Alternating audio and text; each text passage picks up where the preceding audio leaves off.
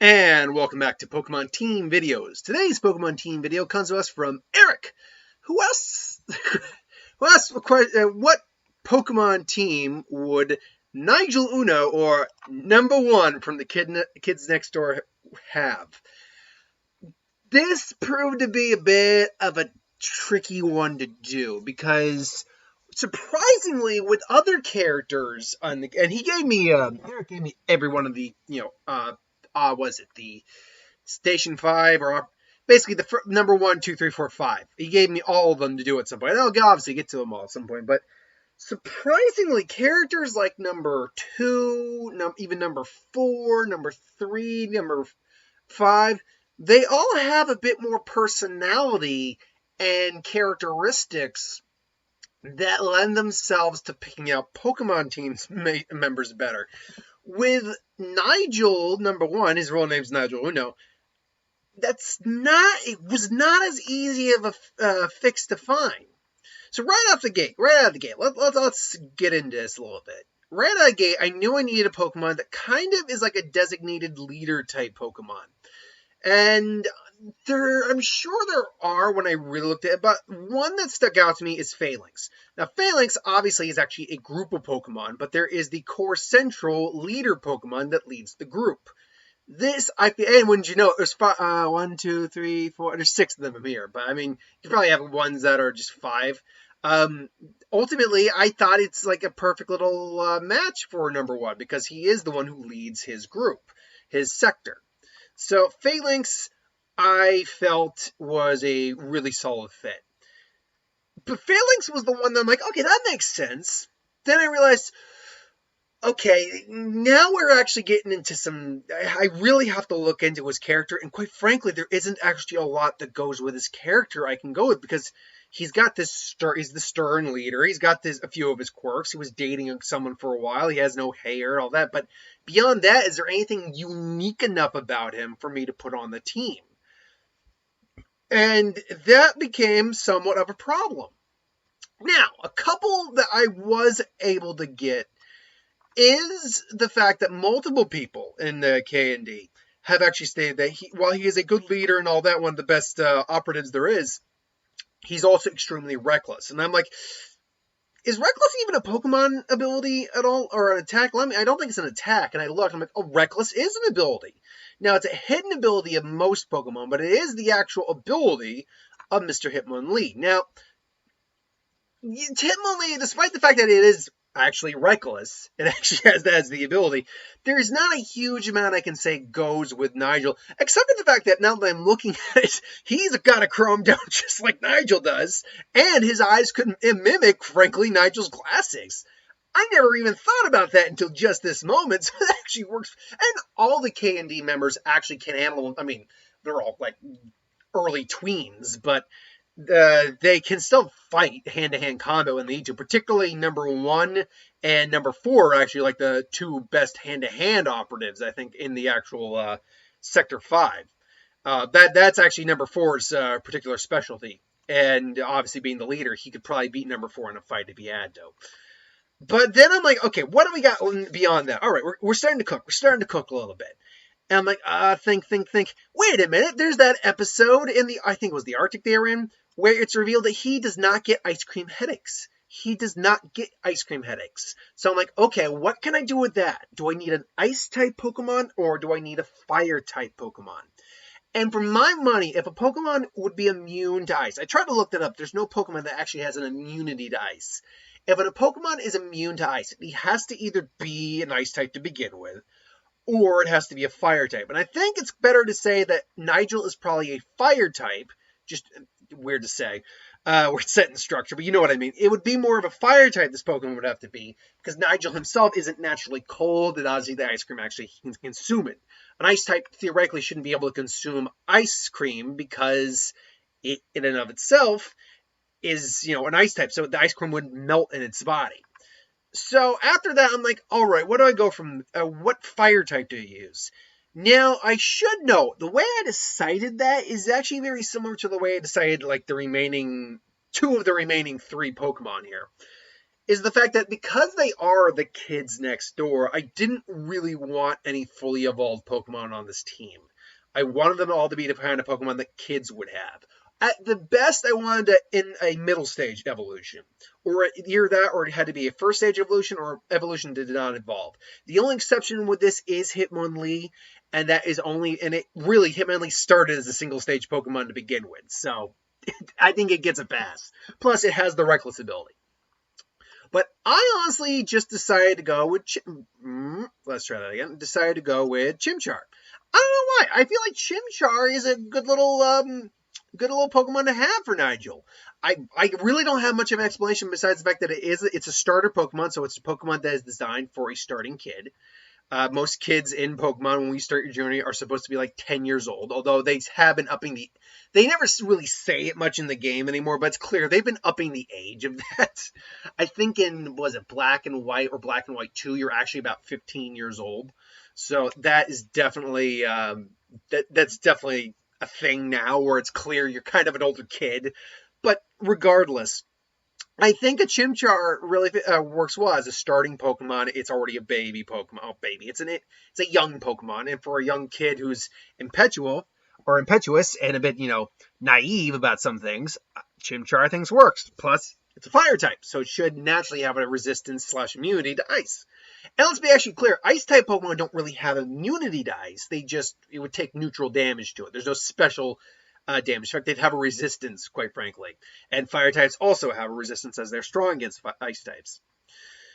So these last three Pokemon, there really wasn't much I could go off of, but I did want to go with the idea that as a Pokemon trainer, Nigel would want efficiency, he'd want Pokemon that take the job seriously, and Pokemon that he knows he can get use out of to aid the kids next door in their endeavors, in this case, as Pokemon trainers.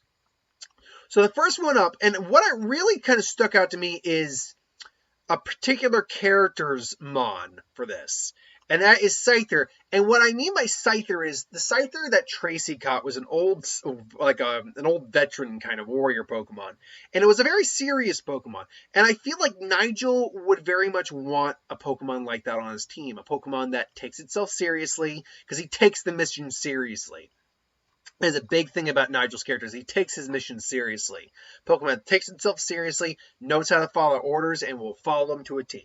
Now, let's be very clear too. Nigel isn't like a worked horse or anything like that. He's not a slave driver per se. He still cares and he still does know how to have fun.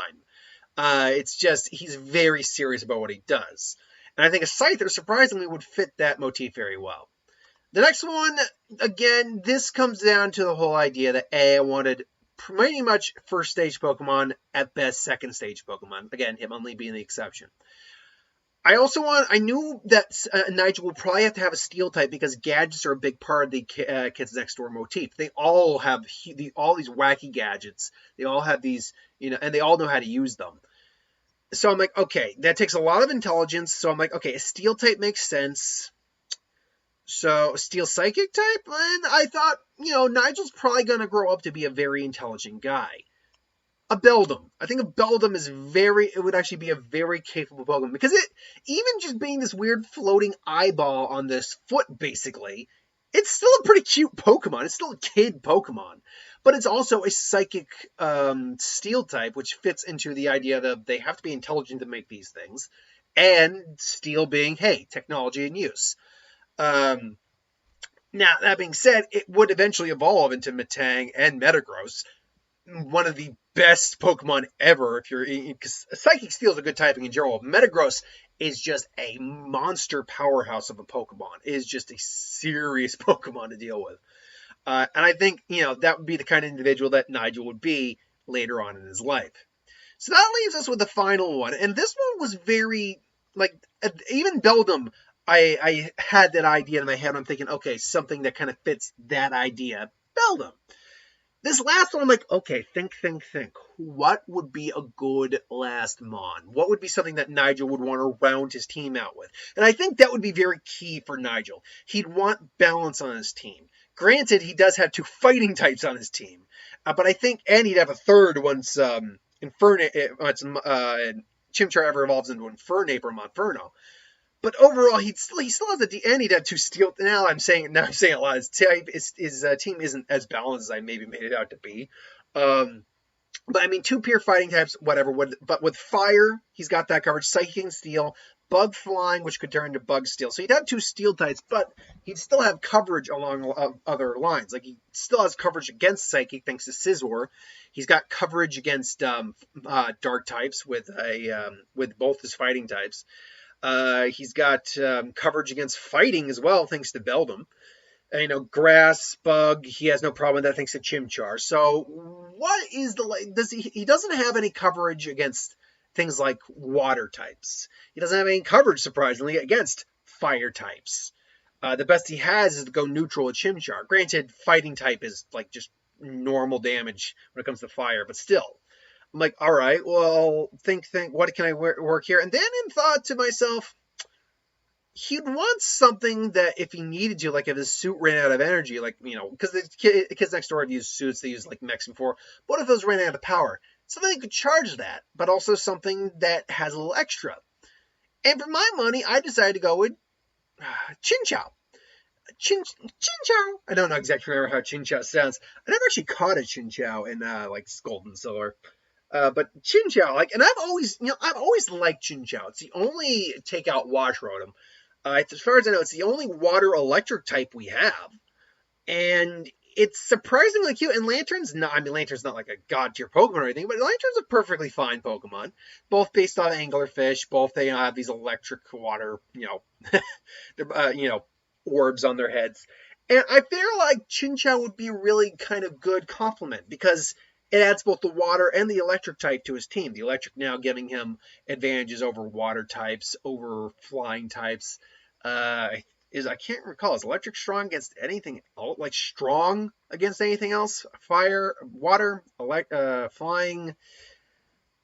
No. But then you have the water coverage, which suddenly now gives him a leg up on